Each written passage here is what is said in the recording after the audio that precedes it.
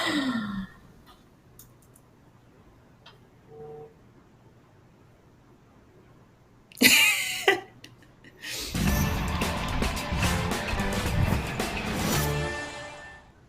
is up, you guys? Welcome back to the Fumble Live. Thank you so much for tuning in today. We're talking about KD and how the pressure is on for him. I got my K names mixed up for 1 second. Also, the NBA is cracking down on unusual shooting motions. We're going to be talking all about that. Before we dive in, make sure you subscribe to our channel, tap the bell for notifications, give this video a thumbs up, and leave a comment below. Here's the Fumble Squad. I'm Devin Howard. You can find me on Instagram as @DevinHoward. Good morning, everybody. I'm Jackie Ray. You can follow me on Instagram and Twitter @JRayTheFanatic. And it is Tuesday, so right on time. Happy Taco Tuesday! Yes, I am definitely getting tacos tonight. It's happening, you guys. I did not eat tacos yesterday, which is my usual problem, so I'm going out for some tacos. What are you going to have some tacos tonight? I don't know. I'm supposed to do a really intense workout tonight. I fell completely off my workout track. And so, my new building is fabulous. We got a cool gym and there's a trainer here. And so I'm going to do a consultation training, which he's told me already, we're going to go hard. So I don't know. I got to see how my body moves after this workout. Oh my God, I am so excited to hear about this. I cannot wait to get the breakdown of your training session. Also, that's so cool that your apartment has a trainer that comes with it. I feel like you're living the dream. No, he's not. There. He doesn't come with it. I bumped into him. I see him every day going to the gym. And then yesterday I was like, damn, I'd be feeling bad. I'd be walking out here to get my food and you'd be walking to the gym. And he was like, well, I'm a trainer. I can train you if you want. And I was like, yeah, I don't know. And then I saw him again last night. I was walking back downstairs to get my Instacart groceries. I wasn't getting more food. And then he's like, yeah, you do get a lot of food. Every time I see you, you're getting food. So how about we train tomorrow? And I was like, okay. Now that you done called me out like that, what do you say to that? I would cry if somebody was like, yeah, you do get a lot of food. I didn't know what to say. I was like, as I stand there with 4 bags of groceries in my hand, and he just saw me come down to get Grubhub, when he went in. So I'm standing there, and I'm like, what was I supposed to say? So I just, yeah, okay, we can do that. Well, I'm excited. I think that would be very fun. Those, having a one-on-one training session is always really cool. You're going to get some really targeted attention. And I always found that because at my gym that I used to go to, they had complimentary sessions like that as well. And nice. I never wanted to pay for it because it was expensive. But every few months they'd be like, hey, can we give you another free session? Always hoping I would sign up again. But I never did. But I was like, yeah, I'll take the free session. And I always worked out so much harder when it was just me because I didn't have I couldn't hide behind other people in a group fitness class. Yeah. They're counting my reps and all that. So you're probably going to be sore tomorrow. But that means you're going to definitely deserve tacos tonight. That sounds right. Also, just really quickly, we are wearing some Chargers colors right now. So yeah. Thanks for representing my team. Love it. I'm trying to have a yellow week. I'm trying to wear as much yellow in solidarity with my Lakers as possible. So I'm trying to have a yellow week. So I don't know if I have enough yellow for a whole week, but that's what I'm trying to do. You know what? I will then wear some of my Lakers gear maybe tomorrow, or if I remember, I'll wear it so that we can both be representing for our team. Yes, sounds good. Yeah, let's do it. All right, you guys. And also, Jeremiah Smith in the chat says private free sessions. Sounds pretty strange to me. Okay, you've clearly never worked out with a personal trainer before. It's a personal trainer for a reason because they're personally focused on you in that one moment. So, Jeremiah, that's what it's all about. Okay, let's get into the news. Let's talk about KD because now that Kyrie is out, the pressure is on for KD. Luckily, he does seem up for the task in Game 5. He's ready to break the tie with the Bucks. In a recent Zoom meeting with the reporters, KD talked about what it's going to be like going into Game 5 without Kyrie, without James Harden, and he said, quote, I picture me doing everything out there just like I do every night, some more than others. I might have to handle the ball more, might have to post up more, just got to be prepared to do everything out there just like any night. So he doesn't really plan on changing his mindset, changing what he does on the court, because he says he goes out there every single night like he is the only guy that's going to be playing for the team, and like he is the one that's going to have to carry the weight of the team on his shoulders, even though he really hasn't had to do that so far with the Nets because it is such a stacked roster. He is playing phenomenal basketball this postseason, but a lot of fans are wondering if this is kind of going to be a true test for him, if this is kind of going to be like a make or break moment for KD. I don't necessarily think it is, but Jackie, do you feel like he has the right mindset, or does he need to do something to level up a little bit more now that he is going into Game 5 without another superstar on the floor with him? Well, I mean, his mindset, I think, is right, because the second you overthink things is usually when you start making a lot of mistakes. And Kevin Durant's level of play is already great. So, I mean, there's that. He's not really been in this position per se before, because even in OKC, he had Russell, you know what I mean? So he's never been like completely by himself. And Blake's there, and I'm fully expecting the other guys to stand up.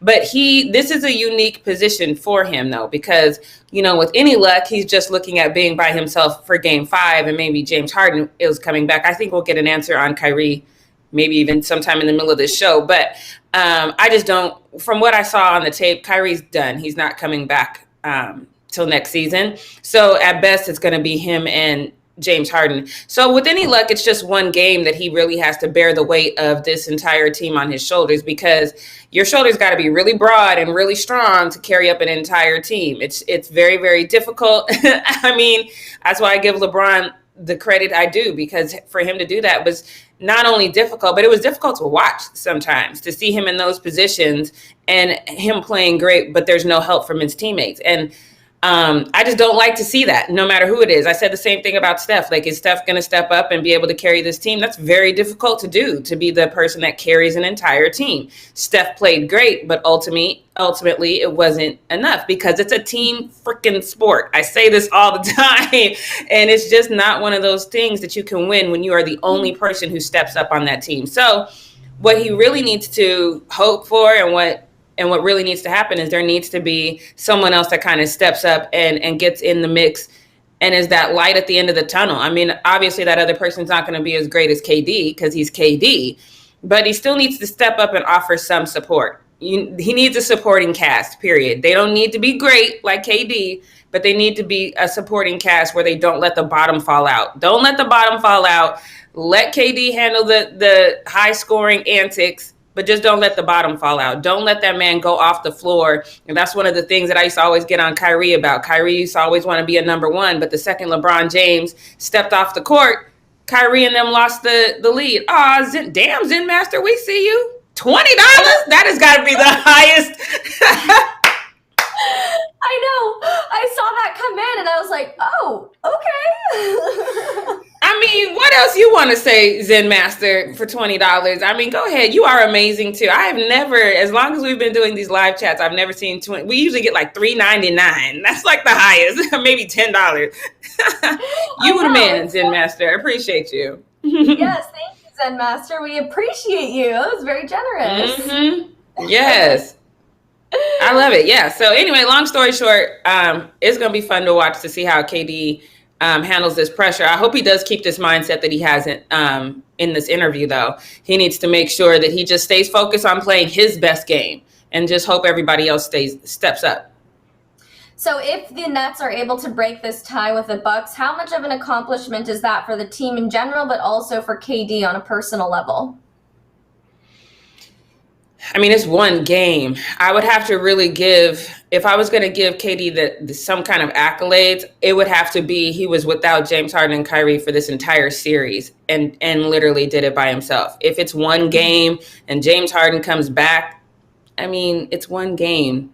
I'm not giving you any accolades for surviving one game when I'm just not doing it. Now, on the flip side, it's interesting to watch what the Bucks are doing, because I I just didn't expect to see the Bucks hanging in there like this. I just didn't, because how Giannis was so kind of lackluster in everything that he was doing. So they need to see what's going on. They need to capitalize on this moment. They need to go in there with this mindset of like, look, we are not fighting the three horsemen of the apocalypse anymore. We have a chance to take out one person. They need to level up extremely, and not just Giannis. As a team, they need to level up. So if they do that, then it's not going to be a problem for them. But even if the Nets come out and win Game 5, it's not. I mean, it's one moment, it's one game. I'm not changing my whole thought process over one game. Right.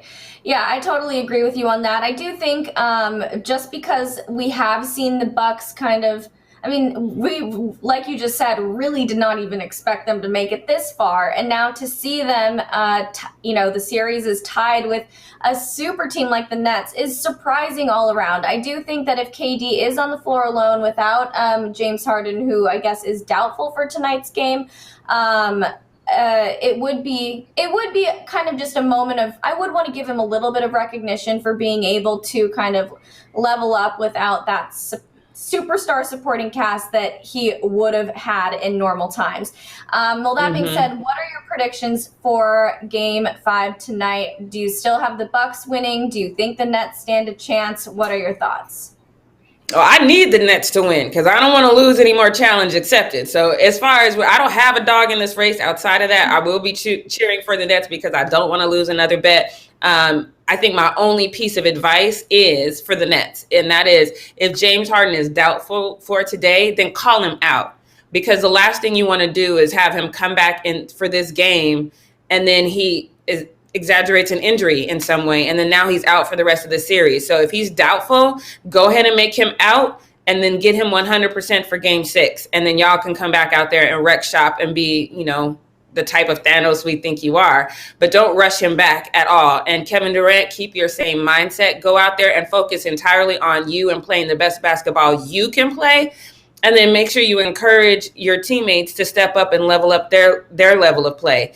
But everybody just needs to stay focused. My main advice is don't rush James Harden back. Don't force that, because we've seen how badly that goes. We saw what happened with AD. AD was wincing when he walked out on the court, and he played anyway. And you know what I mean? And yes, we needed him, but we don't need him to the point where he can make a bad injury worse. That's just not a thing for me. I hate to see that. So make sure you keep James Harden out if he's doubtful right now. Yeah, I think that's probably the smartest move for the Nets as well. Although I know you don't want to lose any more challenge accepted challenges, but I think I am going with Bucks tonight. Maybe I'll be surprised, but I just think it is going to be the Bucks game here. Now let's move on. Let's talk about this new rule that the NBA may be implementing. They're looking at ways to address players who use unnatural shooting motions in order to draw fouls. So the league's competition committee met on Monday to discuss the issue, and if they come to an agreement on specific rule changes, they will bring their proposals to the Board of Governors in July. So that's kind of soon here. They apparently shared a video compilation of examples of 30 teams that outline like all of these different unnatural motions that players have been using in order to draw fouls. So it was like a whole montage of these shots. I don't know. It's funny. But apparently James Harden, Luka Doncic, Trae Young, they're some of the most they use these kind of unnatural shooting motions the most often, is apparently what these conversations were saying. So it's kind of an interesting thing here. They're trying to crack down. On the one hand, I feel like you kind of have to give players a little bit of credit for using the rules of the game to their advantage, and they have to do whatever they can in order to get to the free throw line. It makes it easier to win a game to do that. But then on the other hand, we have seen so many issues with refs this season. The whistles are constantly blowing. The pace of the game could be moving slower because they are calling these fouls so often. So it may make the game a little bit less entertaining. I don't know. Jackie, if they do decide to crack down on unnatural shooting motions, is this going to ruin how people play the game, or do you think that this is a fair adjustment to make to the game of basketball? I should have watched that damn compilation because that would have probably helped me answer this question better. Because when I saw this headline, I have to admit that I just rolled my eyes and I was like, let me move on with my damn morning because this is ridiculous. Because, what is an unnatural shooting motion? For those of y'all who watched The Last Dance, if you saw Bill Cartwright, that was an unnatural shooting motion. There wasn't nothing normal about the way that man shot. But I haven't seen nothing like that in the league since. And I get it, but you're trying to draw a foul or something like that nature. But I agree with Gary Turbo. This is one of those things like, bruh, I feel like every morning during the NBA season, we could literally have a whole entire segment called The Refs Blew It Again. I mean, if you're going to crack down on something, you need to crack down on something that really drastically affects the game. And the way somebody plays doesn't drastically affect the game, in my opinion, because however you shoot, I got tape on that. I know how to combat that. I can prepare for that. If you're going to try to bait me in with something to draw the foul, I got tape on that. I can advise my guys on how to counteract that. I can coach them up so they don't get those fouls. I can do that. There's nothing I can do about a stupid ref. I can't do nothing about that. There's no way I can coach you up. There's no way I can counteract that. I'm just going to fall victim to a dumbass ref. And I just feel like there's other things that you need to worry about. I feel like this is a lot of, when you change stuff too much, the NFL is a prime example of that. And even though I know a lot of the rules that they do in the NFL are to try to keep guys safe, but when you start changing up stuff a little too much, it takes away from the game. The NFL is not the same game that I grew up with. It's just not as fun. It's not as fast paced. It's not as hard hitting. Again, I understand why that is. But the NBA technically is supposed to be a no contact sport. So what you're doing right now is extra. Ain't nobody out here getting concussions, CTEs. You changing up stuff that's ultimately going to change the way that we view the game. And you've already done that to a certain extent, and you're kind of sucking the life out of this game. If you're going to address an issue, I'm not saying that, okay, maybe if we get the refs under control, maybe we circle back to this. But first and foremost, the number one thing you should address is the number one thing we talk about. Because it's not, I'm watching games that I'm not even invested in, and I'm getting upset at what I'm seeing these refs do. It's not even about your team or the other team. It's about wanting to watch good basketball and wanting to watch guys play their best on the court without the refs getting to decide the game. Do that first. I don't care about this shooting, foul, whatever. I just don't care. I haven't seen, it hasn't impacted my life as a viewer. Sure, there's guys that I know can bait you in for a foul. There's guys that I know that are very good at that. If I know that and it's not my job to coach, imagine what people who do coach know. There's ways that you can circumvent that. I just don't like this whole, let's stop you from playing the game that you play so that we can stop the fouls. But whatever the refs are doing, y'all don't pay no attention to that. They just, it's fine. No, it's not. I don't like it. I don't like this narrative at all. I understand that. I think when they start to get too nitpicky about the way the game is played and how specific athletes play the game, it just gets hard to manage. Like, it's hard to even keep track of that, and it could create even more confusion. Just for a little bit of context here, Steve Nash even had called out Trae Young for his style of play, saying, of course he did. He said that's not basketball, but they certainly aren't the only ones who try to grift their way into foul calls. Turn on any game and you won't have to wait long to see a player jump sideways or backwards to try and earn a trip to the free throw line.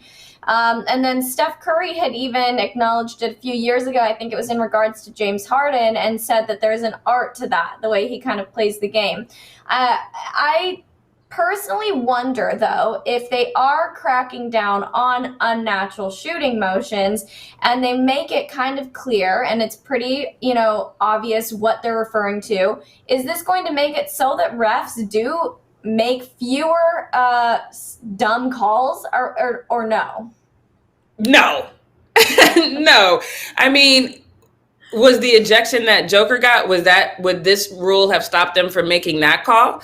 We've seen, is it going to cause them to, when he got slaughtered in the paint on the 2 possessions before that, is that going to cause them to get that call right?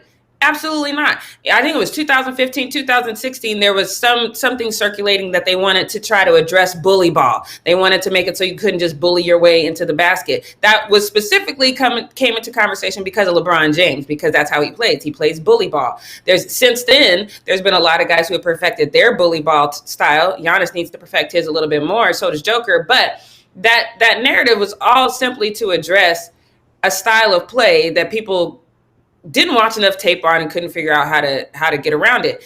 If you know that Trae Young is going to draw you in, Trae Young is tiny. You know what I mean? Like, figure out a way to not get baited by the little guy. This is not rocket science. You know what I mean? Like, every person in this game needs to find a skill set. If your skill set is to draw the foul, then you should be able to do that. And I should know that you're going to try to do that. My job when I was playing ball was to go in there and to bait you into some dumb stuff. And we was both going to get fouled out. That was my job. I was very good at my job. But if you were smart, you'd watch tape on me. And you should know that your leading scorer on your team, as soon as I walk in, becomes my target. There's tape on this. It's not rocket science. I don't think if you're trying to bail the refs out by preventing guys from playing that style of basketball without addressing the subpar officiating that we're seeing, it's not right. You've got to address the subpar officiating first. If once that is corrected, if this continues to be an issue, which to me it shouldn't be, because again, you should be able to adjust to this, then maybe I can receive this a little bit better. But you can't put the cart before the horse. Like my dad used to always say, you can't do that. You got to address the horse in the room first, and that is this bad officiating, period. Yeah, that's a good point, Jackie. I mean, I'm all for making whatever changes they need to in order to get these refs to stop making questionable calls. But yeah, if the thing that needs to change is the refs themselves, then that's what needs to be the primary focus. There's no saying whether or not this rule is actually going to come into play next season. It could if the Board of Governors agrees to it, and then they do, in July. So there's still a lot up in the air here, but one thing is for sure is that they are discussing it, and somebody took the time to put together this montage of all 30 teams, like all the players who have utilized these unnatural shooting motions. So it's interesting. We'll see what happens with that. But that wraps up Need to Know News here. So let's dive into the post up. Yes, let's get into it. That was a fun. Kevin Lang said, "You were not the whack-a-monster." Yes, I was, and I loved my job, just so you know. But let's dive right into this post up, because this one's going to be a lot of fun. We've got a lot to get through. Now, I will say this: sometimes you just kind of know when a game is over. This is the moment in the second quarter when I decided it was time for me to catch up on Snapped. I was done with this game. There was no coming back for me. This dunk that Kawhi did all over Derrick Favors to put them up 62-38 should have been the last play of the game, because this game was over at this point. And the commentary, y'all take a look at this. This is embarrassing. Take a look.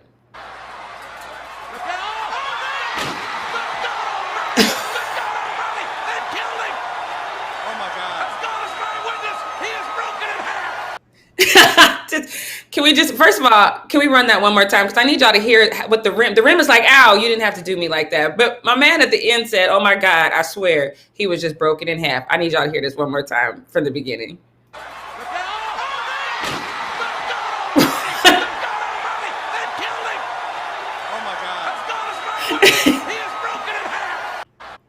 He said, "Oh my God." Like, oh my God. Y'all, I turned the TV off. I was like, I'm not doing this. Where's the remote? I'm not doing this. It's time to watch Snap. I'm behind on my series. It's time to watch Snap. And that's exactly what I did. Everybody was watching this. This person says this was kind of like a spiritual moment. He said he's out there doing God's work. And I'm like, okay, y'all doing a lot. And I agree with this one. This says, we've been waiting for this purifier. I agree. This is the Kawhi that you've wanted to see if you are a Clippers fan. But let me tell you something. I'm so glad that I turned off the TV when I did, because these faces, look at Donovan Mitchell's face, like, why? I can't. So sad. And the sixth man of the year was like, bro, like I can't. It's too much. It's too much. I love this though. The faces that they had was hilarious, but it is the dunk of the season for sure when Joel Embiid is in the middle of his post game and he's kind of got the TV and he had to stop what he was doing. But y'all make sure you listen to what the guy in the background says, because I need to figure out what this saying means, because I don't know. But take a look. And of course you can kind of, oh my God. What? Thank you, John. See that Kawhi dunk? Oh, it's crazy. Man. You put babies on the Wow. But you could say... So if you didn't hear what the guy in the background said, he said, oh, that dunk was crazy. He's out here putting babies on waffles. What the hell does that mean?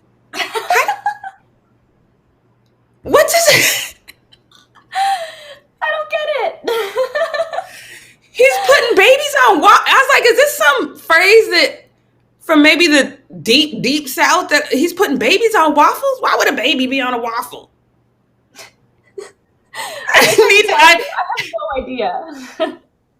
If y'all know what that phrase means, he's putting babies on waffles, please let me know, because I want to use it in context if it actually means something funny. But because I don't understand it. But that dunk was definitely, I know y'all think I don't like Kawhi. That dunk was everything. Everything he did in that dunk was just monster. He actually said that he didn't see all of the reactions from the dunk, which I believe, because that's Kawhi. He doesn't be on social media like that. I said, okay, nobody in the chat knows what it is either. Okay, I'm gonna have to look it up. I don't know what a baby on a waffle means, but let's go to this next one, because while Joel was talking to the doing his post game, he had to address the fact that the Philly 76ers blew an 18-point lead. So now the series is tied at 2 because the Hawks won by 3 points. I think there's a bigger question here, and I didn't watch that whole post game, which I should have, because I wanted to see what he was talking about. But I did read it, a little bit of the subtext of what he said. He went to the locker room for a good portion of the second quarter, and then that's when they went on. And he went 0 for 12 from the field in the second half. And he admitted that the whole second half, his knee was bothering him. So he was in the locker room for quite some time, and now he's admitting his knee bothered him. So when he came back out, knowing that he went in the locker room and his knee was bothering him, I understand this level of frustration. So y'all take a look at what your lip read. Yep. He told the fans to shut the F up. Obviously, there is a level of frustration. You can see they're only up by 2 at this point. It's a minute and 30 seconds left in the third quarter. And he's obviously frustrated, and he's just not feeling right. And that's what he admitted. He says, I just wasn't feeling right. But then these fans, it's almost like, what game are y'all watching? Or do y'all not even read the NBA summary at the end of the game? Because this fan says, Hawks fans about to learn. This first fan says, well, what did they say? They was just doing their thing. But this other user basically says, with all due respect, this is Mark Jackson's burner account. He'd be on every single post, I swear. He says, with all due respect, bro, stunk it up in the third quarter. He needs to do better. With all due respect, he's battling an injury. That's why he went to what game do y'all be watching where you see people go out with an injury and then you expect them to come back out and walk on water in the third quarter? That should be very concerning for 76ers fan, for him to admit that he went in the locker room and his knee was bothering him and it didn't feel better coming out in the second half. That should be very concerning to everybody. So if y'all don't understand this man's injury, then pay more attention. But let's move on to this next one, because this next one we talked about. Y'all saw this dude. He's very good with his hands. He's the guy that beat up those Denver Nuggets fans because they took offense to him saying Suns in 4. And look, Devin Booker, he's out here and he said, need man's info. He wants to find the guy that said Suns in 4. I'm guessing he needs some sort of good luck charm to take with him. But fear not, Devin Booker, because this man, although he beat the brakes off of them dudes and literally held him, had a conversation, kept hitting him in his face, he felt bad for his actions. So he direct messaged Devin Booker. His name is Nick McKellar. And he said, hey, Book, not sure if you saw the viral video from last night, but I just wanted to say sorry. Hate to make us fans look like heathens. Just acting on self-defense. Sentiment hasn't changed, though. Suns in 4. That was, of course, right after game 3. So he got it. And now that Devin Booker has found him, he obviously is at least following him because he also commented or at least liked one of his posts. So he posted this, and if you can see up in the top, it says liked by Devin Booker. And then D Book commented, the legend. So let's make a wager.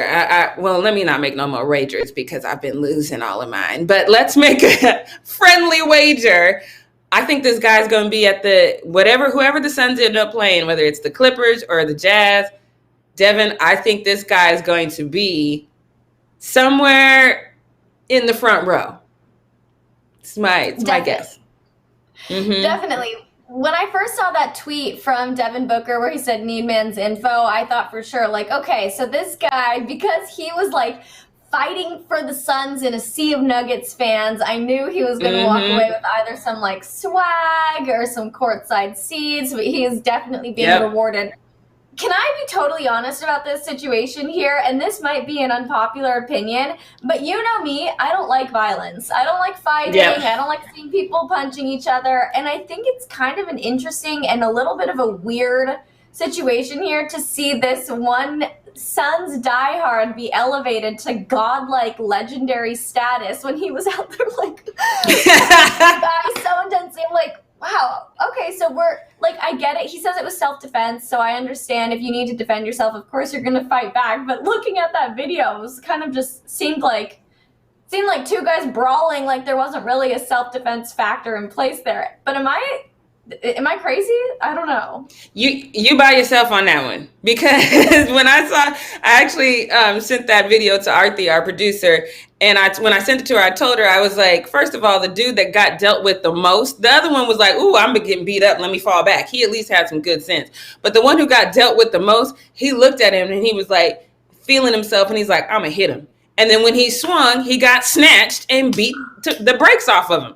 And so that gold star for the Suns fan, because while you was over here thinking about it, you should have thought harder. Like I said before, you study long, you study wrong. So you get, if it was me, look, if you got to beat somebody, you beat the brakes off of them. I condone this message. Don't put your hands on me because you don't know what I'm working with over here. And now I get front row. Thank you, sir. Take these hands while I sit on the front row. I don't think I realized that the Suns fan was not the one who hit first. I didn't realize that the Nuggets fan hit him first. So, of course, then it is self-defense, but I just think the whole thing is a little funny. But, hey, this guy's, he was really stood by his convictions. Suns in 4, he was right. Now he's getting treated like a Suns celebrity. Yeah, that guy should be a meme that says, don't start none, won't be none, or you gonna learn today. Either or works for that Suns fan, and I'm here for it. And if you out here being whole hashtags, I approve you getting front row seats. That's just me and who I am. But I'm a little different. I'm not anti-violent. I am teams don't start, it won't be none. That's who I am. But let's move on to this next one, because you guys know that I have a few goats. Mark Cuban is my business goat. So whatever he says is what I'm going to rock with. This one is interesting though, because I also believe when usually where there's smoke, there is fire. So there is a rumor circulating about the Mavs front office, and Mark Cuban is not happy about it. So take a look at this tweet that kind of talks about it. So it says, Bob Voulgaris has been the most influential voice in the Mavs front office since being hired, initiating transaction, dictating rotations, and even frustrating Luka. There are internal fears how it could affect Luka's future. So I actually clicked on this article to take a look at it. I didn't read the whole thing because it's like a paid subscription. Y'all know I'm about to do that. But I read what I could before it got grayed out. And the reporter says, quote, there's this moment in time where Voulgaris is sitting with an open laptop in his typical courtside seat across from the Mavericks bench. He motioned downward with his hands, which to Luka specifically meant that he was telling him to calm down. And Luka turned to him and said, don't tell me to effing calm down. So obviously there was some tension based on what this reporter from The Athletic is saying. There's some tension between Luka and Voulgaris. But Mark Cuban called it out, and he was like, total BS. He is a man of few words. He said what he said. He says it's total BS. I don't know, though. This is one of those things that I really got to kind of pay attention to, because I do believe when you do an in-depth article like this and you have moments in time like this that you are quoting, it wasn't like he did a paraphrase of the situation. He was direct quoting the situation. It's going to be interesting to see if there's any narrative with that. A lot of people in the chat said, or on Twitter was like, oh, we'll see what happens when Luka leaves. A lot of people said, no, they're not going to leave. A lot of people had Luka to the Knicks, and people were like, nobody wants to play for New York. And then everyone was like, nobody wants to play with Dallas.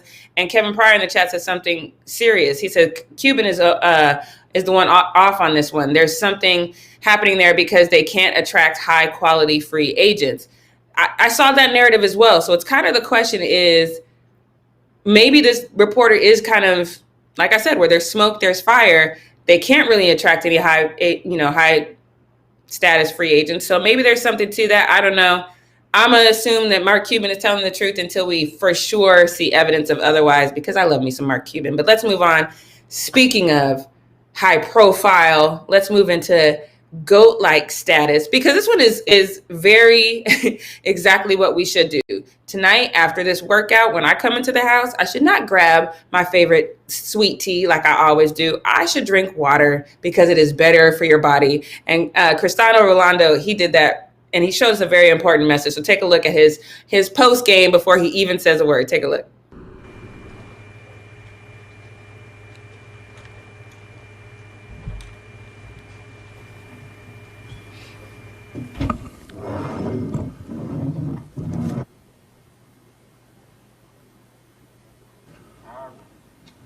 Agua.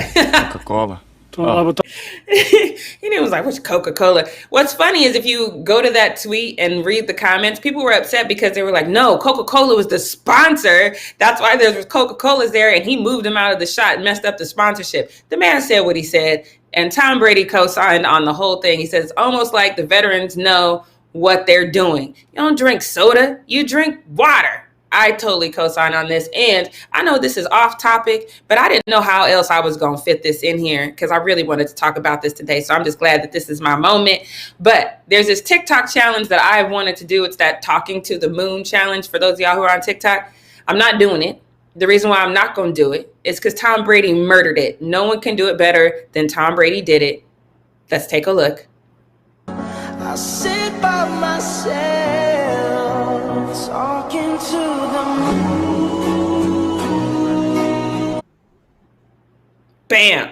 Hits the moon with the football. Challenge over. Nobody should ever do this challenge again. This is the best version of this challenge I've seen. I was like, Tom, I was literally trying to put together a good talking to the moon.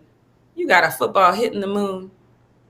I can't with you. I put this on my story, right? And Kevin Lane commented on my story with some old stuff. We ain't doing old stuff. And now he's out here in the chat doing the old stuff. He says, tuck rules, say it out, stay out of it. I'm like, see, that's old stuff. We team Tampa Time over here. We ain't talking about that old other guy. We don't talk about him around here. That man is the GOAT right there. That was the best TikTok challenge that I'm not going to do it now because I just can't do it better than that. But hats off to the GOAT. That's all I wanted to say. Now let's move on to this next one because I got this next one figured out. I know exactly what happened, but I'm gonna lay it. I'm gonna wait till the end to tell you what's going on here because this is easy to figure out. Can't help how you grew up. Can't help where you grew up. You can't help what your parents made you do when you were a kid. But a lot of Cowboy fans are in their feelings because Kyler Murray didn't have anything very favorable to say when he was asked about being a Cowboy fan. Take a look. You gotta be a Cowboys fan. No? They were always ass. Yeah. So they said, you got to be a Cowboy fan. He said, no, because they was always booty. So here go the Cowboy detectives, because, you know, that's where he grew up. They were saying, you basically grew up out there. How you not going to be a Cowboy fan? So Cowboy detectives knew that that was true. If you live in Texas, you're probably a Cowboy fan. And they found this picture of your boy Kyler. And they said Kyler Murray should be young enough to know the internet is undefeated. Tisk, tisk. And they see him in that Cowboys jersey. Now, I would like to point out the sad face, though. if we're going to pull up pictures, we must address the sad face and how he's like, man, you really taking my picture while I'm in this jersey. It's unacceptable, right? But here's the funny thing. People were like, no, he's not just a casual fan. He's a real fan because of the jersey that he had on. So this user says, is he wearing a Rocket Ishmael jersey in this picture? Because you know you're a real fan back in the day when you had a Rocket jersey. That's probably true, but I'm telling you, that's his dad's jersey. That's not his jersey. That's his dad's jersey. Yeah. So you can tell because it's too big. That poor child was forced into that. So that's why he's saying, no, they booty. Y'all can pull up these old pictures if you want to, you know, because there's pictures of me when I was a child in Bronco gear. I don't hate on the Broncos. It's just that my dad was a Bronco fan, and there's pictures of me in Saints gear because my dad was from New Orleans. Do you think I picked either outfit? I did not. So this is just child abuse is what it is. Devin, go ahead. I was just going to say, I feel like the internet, whoever unearthed this photo really thought they did something there, but he's like 8 in the picture. Right. He didn't go out and buy this Cowboys jersey himself. He had no money. He was a kid. Right. He was forced to wear what his parents gave him. So, you know what? Like, I am all for unearthing the old embarrassing photos or tweets or comments or whatever that end up kind of, what's the word I'm trying to think? Exposing you? Yes, that I like kind of expose and expose you for things that you've said now or whatever. But this is not it. This is not it. No, it's I love that analogy. It's not like he got a 40-hour-a-week job making $50,000 a year and saying, let me buy this jersey. That's not what happened. He's like in 3rd grade. Like what? Right. And his whole face just tells everything. He's all slouched down, like like this is gonna come back to bite me. I can just tell there's a Cowboy fan right now waiting for this moment in time, and here they are. So y'all need to do better and just revisit your childhood, because I guarantee you there's not one of us alive that don't have a picture of an outfit that our parents put us in that we really wish that picture didn't exist. There's not one of us alive that don't have that picture. Hope none of mine get out, because the hair journey started from birth for me. Let me just tell you, I got some deplorable pictures. But anyway, let's move on. So, because there is some genuine beef in the WNBA. And I think I kind of like it, because I think now, especially we talk about, oh, this league is soft, that league is soft. I think the WNBA is trying to bring back the old school beef. And I'm low key here for it. It's a lot, but I'm low key here for it. So let's just get into it. Let's show this first tweet so you can kind of see how this whole thing started. Because Bleacher Report posted this move by Sky, and it goes, ooh, this move by Sky is nasty. So Jasmine Jones was like, yeah, but caught the L, hyping up the wrong stuff. So that was like the whole tweet. This is the whole exchange, but then let's get to the next one. So she says, yeah, but caught the L, hyping up the wrong stuff. How about hyping up my girl? I forget how you say her first name, but Benijah Laney is her last name. So she is one of the league's leading scorers. So I feel her on that. But Skylar saw that and she kind of had some words for it. She was like, girl, shut the F up. They can't post a highlight. Complain to your organization first why they only hype one person. And I was like, okay, I feel that, that's not Bleacher Report's fault. They're just posting a nice little highlight, but then, we got to clap back again. Got to get them back again. First, okay, these are all out of order, but Elizabeth is usually in the middle of the beef. And she was like, oh, there's a beef going down and it's not me for once. So she was happy about that. And then I have another tweet. So yeah, so this one is fighting words. The other, I will say this though, that when Skylar clapped back, or Jasmine clapped back, she goes, shut the F up is fighting words, to me. So she was like, oh, I want to put hands. So then that's how everyone else in the league got involved. And then Peter says, so beef is fun and all, but regardless of allegiances, because y'all know where I stand on this, all I'm going to say is forget what everybody is talking about. BG is tired. BG is tried and true with busting asses. So regardless, I'm going to go with whoever her teammate is at the end of the day. So if you guys don't know, BG is Brittany Griner, and Brittany Griner's teammate is Skylar. So if it go down, just know everybody's going to seem to be on Team Skylar just because they don't want to catch hands from Brittany Griner. I think that's very smart. I think you do not. Have y'all seen Brittany Griner? Brittany Griner win in every fight. Brittany Griner could come to the NBA and win every fight. If she fighting, we fighting on her side. That's just smart. That's just good basketball. That's common sense. Well done, y'all. Devin, I know you don't like violence, but it's Twitter violence. So it's not really violence. I love Twitter violence. Okay. I'm all about it. Real life violence, throwing punches, no. But if you want to get some fighting words out there on the internet, I am all for it. And you know what I think is really cool about this little spat that's going on right now is that women hold grudges a lot more than men. So we see this NBA beef, and then immediately they want to smooth it over. The guys are able to, shake hands after the game because they don't hold grudges the same way women do. As soon as girls start going at it online, that lives forever. There's no coming back from that. So I feel like we're going to get a lot more, intensity out of these women because they have this beef that they're going to hang on to. They're never going to forget it. So it might never be competitive on the court. I mean, girls are just like that. Even in elementary school, I remember guys would fight, and then you would see them in middle school and they best friends. I'm like, how do y'all do that? We have an argument, not even a physical fight. Girls have an argument. There was this girl that I had an argument with freshman year of high school. I saw her last year when I went home to Denver. I was in the beauty supply store and I saw her and she was like, Jackie. And I go, hey, because I didn't immediately recognize. I was just immediate, like, oh, I didn't know it was you calling my name. Like, I ain't forgot. I can't tell you what that argument was about, but I can tell you that it was heated and it lasted for days. That's all I need to remember. I don't need to remember nothing else about that argument.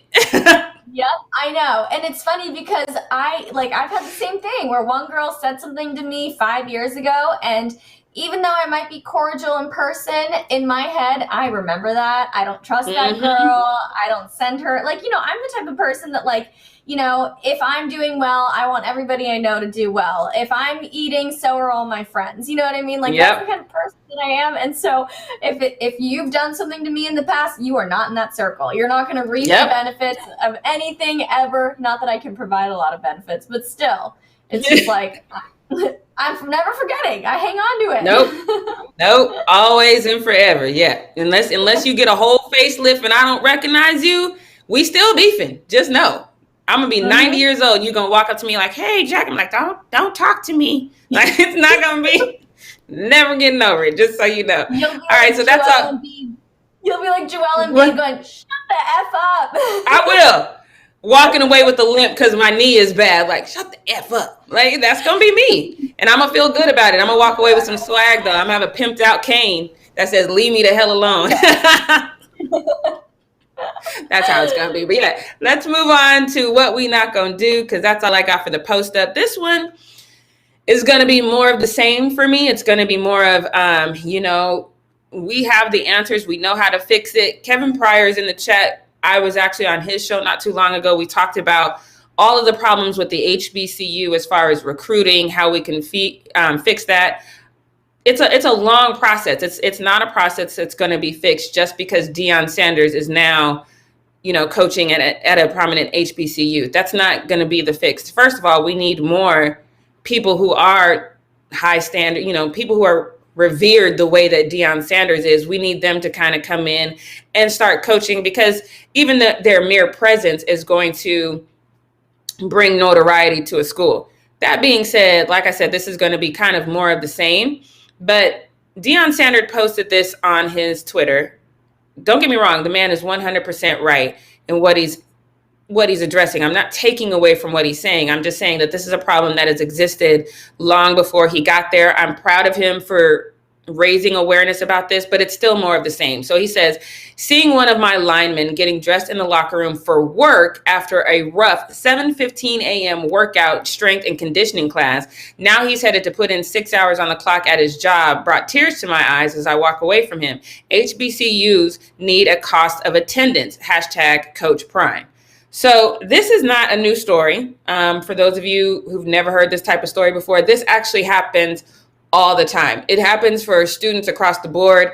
Devin talked about how she had to work during college. I had a work study, so I got my first year I paid for college bowling. After that, I got a full ride scholarship, which was kind of a work study. So I have never been one that had to do the whole work yourself to death and try to get good grades.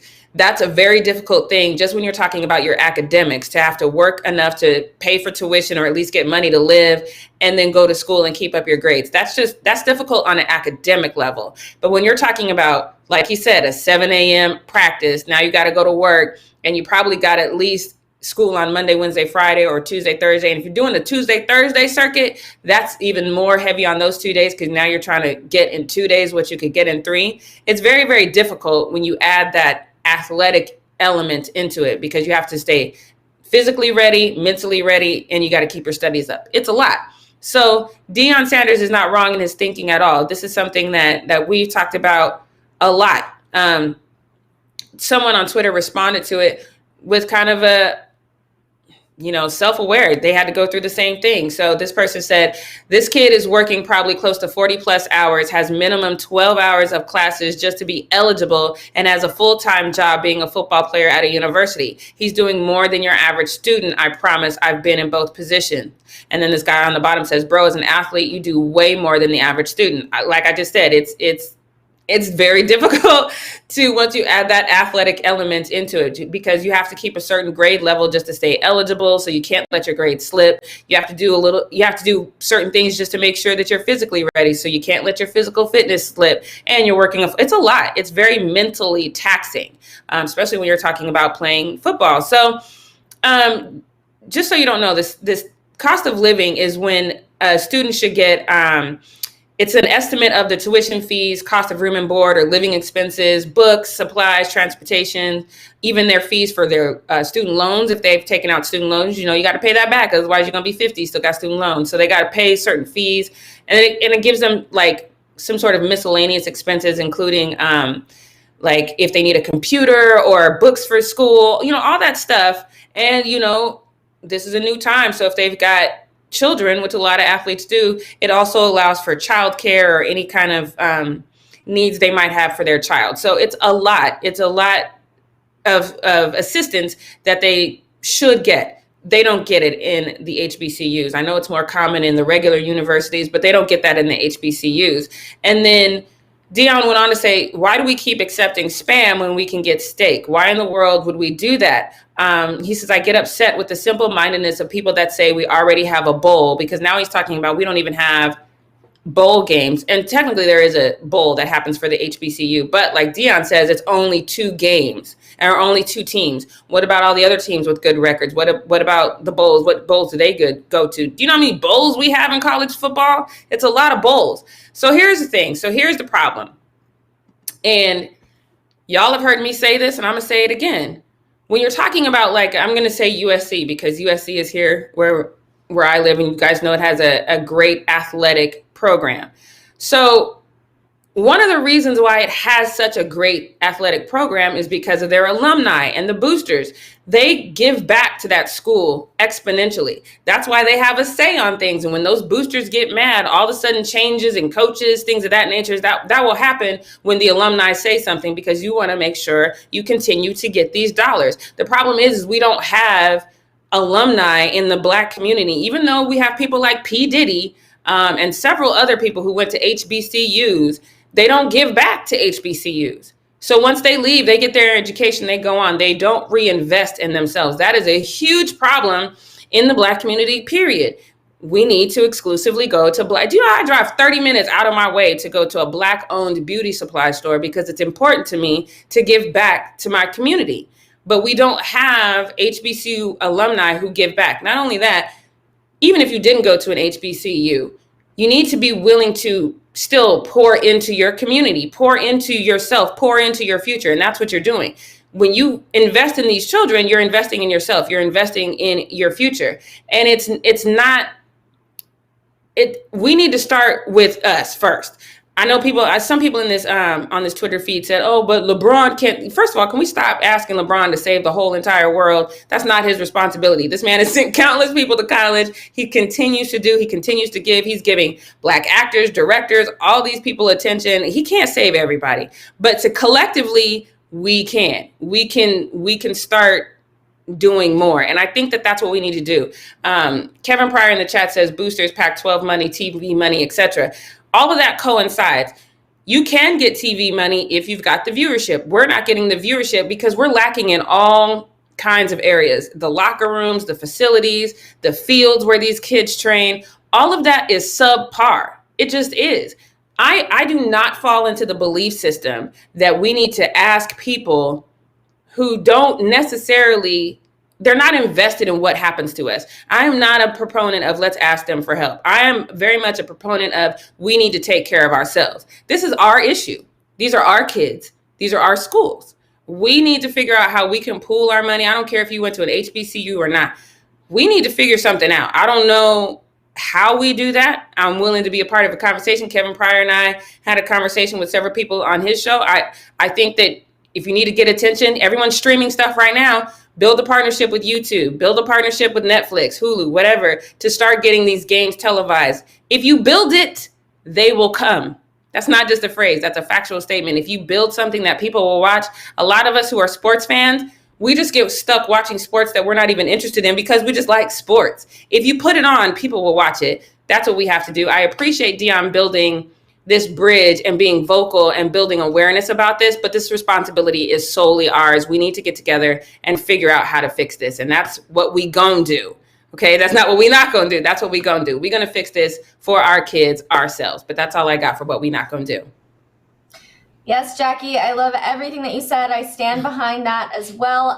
We saw in, I think it was about a year ago, a lot of several, I shouldn't say a lot, sorry, I can't get my words right. I am still recovering from my weekend, you guys. I am like, don't know what is happening today. Not sleep well last night either, so I am having a hard time. But we did see some top high school athletes choosing to go to HBCUs. We talked about that on our channel quite a bit. And I think that hopefully this can be kind of like the thing that gets the ball rolling, where we see these young athletes who are going to HBCUs, putting them, giving them a bigger place on the map. And then maybe when they move on and they have their careers in the NFL, they'll be able to come back and be the alumni that's actually giving back to the community. So hopefully, and giving back to HBCUs as a whole. So hopefully that's what we can see here, because I agree, the support needs to come from everywhere. We need to see high school athletes choosing to go to HBCUs. We need to see alumni putting money back into the schools themselves, drawing more attention to them. So I agree with that 1000%. You guys, we are towards the end of our show here today, but I want to say thank you again to Zen Master for that $20 donation. Very, very nice of you. We really appreciate it. That was so generous. Love that. Also, we have a Challenge Accepted coming up tomorrow at 1 p.m. Pacific Standard Time, so make sure you tune in for that. It's mark it on your calendar, set an alarm so you can tune in at 1 p.m. On Friday, I will actually be out, and we're going to have a special guest coming in. Oh, we are! Yes! So I won't be here on Friday. Can we announce our special guest now, or are we gonna wait? Are we gonna wait? I think that we're waiting. I don't even know who it is yet. Oh, you don't know? Well, no. Can I surprise you? All right, you guys are going to be in for a real treat on Friday, because Friday is the 18th.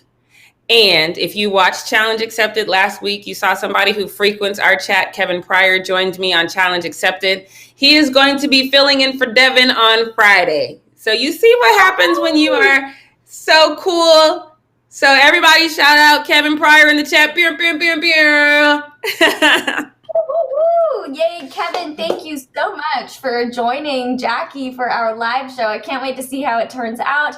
And I appreciate that it will enable me to be away for one day. And I'm excited. It'll be a good show. So that's coming up on Friday, you guys. Yes. Yeah, check it out. Don't forget to tune in. Challenge Accepted tomorrow. Live show with Kevin Pryor on Friday. But of course, we're going to be here throughout the week at 9 a.m. Pacific Standard Time. Tap the bell for notifications. Hit that thumbs up button. And don't forget to subscribe. We'll see you guys tomorrow. Have a great Taco Tuesday. Taco Tuesday. Y'all.